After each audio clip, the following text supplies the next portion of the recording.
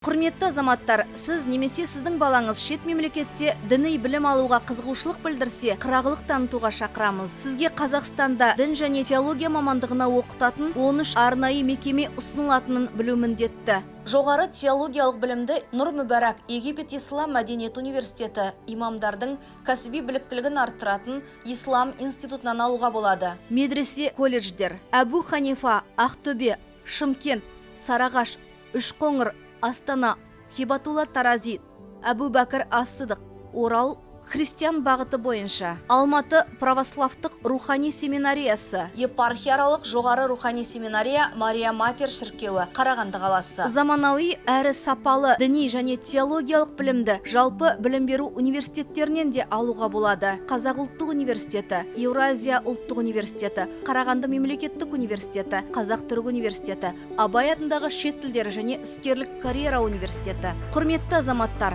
діни ақпарат аларда оның дұрыстығына ерекше назар аударып көз жеткізіңіз. Діни білім алуда шынайы ақпарат көздері сізді және сіздің жақындарыңызды жалған идеялар мен жат ағымдағы діни ұйымдардың жетегінде кетуден сақтайды.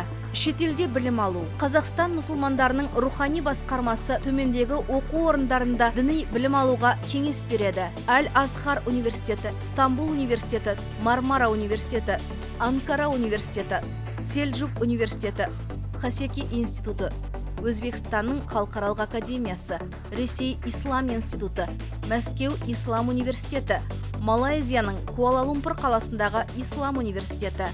Дінге байланысты және теологиялық білім алуға қатысты барлық мәселелер мен сауалдар бойынша Павлодар қаласы, Әлихан Бөкейхан көшесі 202-5 мекенжайына хабарласуға болады. Сенім телефоны 62 01 01. Таңдау жасауда қателеспеңіз.